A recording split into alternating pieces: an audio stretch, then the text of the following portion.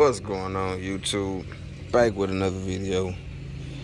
Actually in the middle of changing out my thermostat on my 2012 Dodge Charger, the old workhorse. So I already took the engine cover off.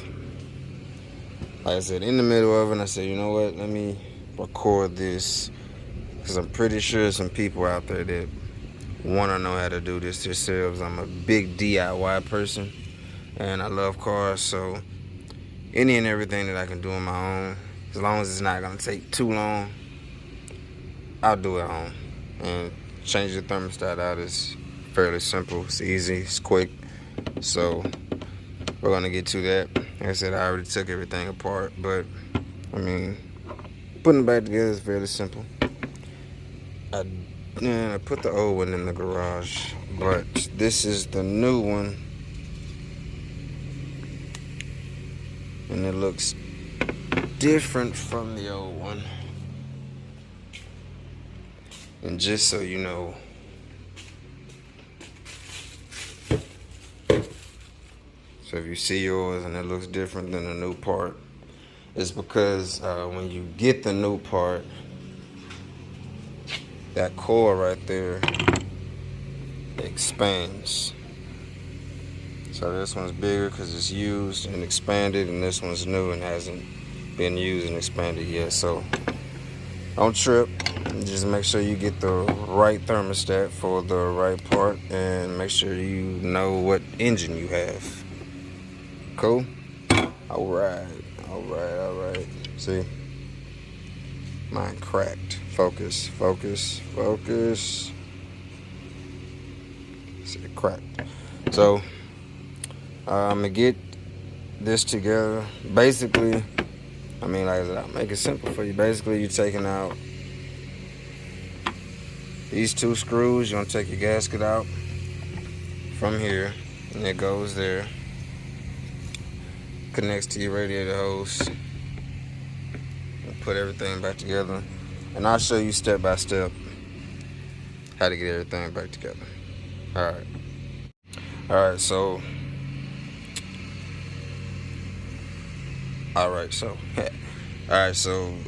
this clip here is tight as fudge. So get you some channel locks. You're just gonna bring this clip here up here. Of course, you're gonna stick your housing, or your thermostat housing back in here.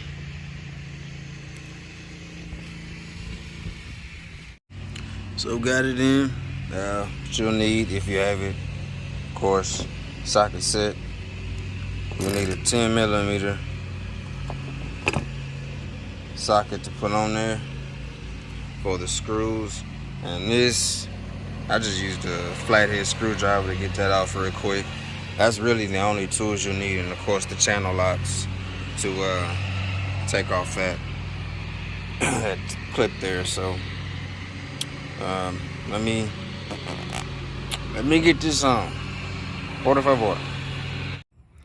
Alright, FYI, one thing I did not mention. So I actually replaced my thermostat housing and the thermostat, which all came together with the gasket already in there. So if you buy it like that, there's no need to replace the gasket or put the thermostat back in the housing, or however you're doing it. It just depends on what parts you need to replace and how you're replacing it.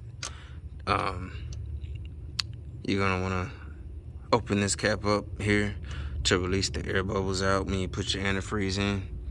You don't want any air in there, so once you put the antifreeze in, you start the car up, you'll see the air bubbles coming out of here. And once they stop, then you can tighten the cap back up. But wait till the air bubbles are done. Okay? So, alright, so everything should go back together fairly simply. I'm just gonna put that back in. Focus. So putting that in, you tighten this bracket back up here. Same that goes here. Tighten that back up. And then you'll pop that back on. So let me get that on and we'll start the car up and see how this goes. So we got the car started.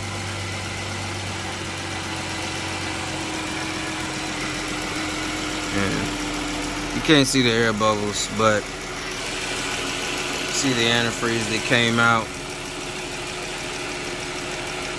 So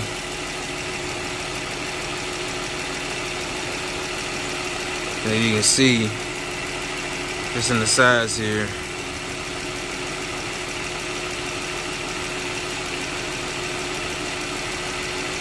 Doing all that.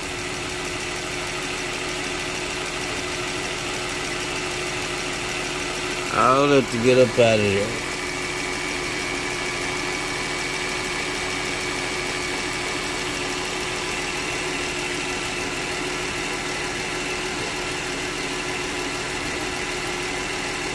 Now we're gonna tighten it back down.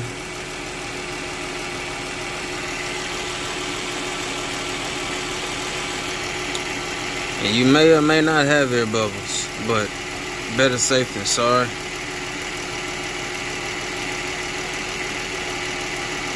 But I would still definitely open that cap up just to release anything that is in there, any type of air or whatever.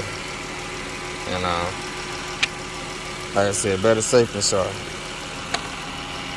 Alright, with everything back together, let the car run for a little bit, you know, just to make sure everything is working. Actually take it for a drive too. So yeah, that's pretty much it. I appreciate y'all for watching. If you found this video helpful, leave a comment, like, share, and subscribe.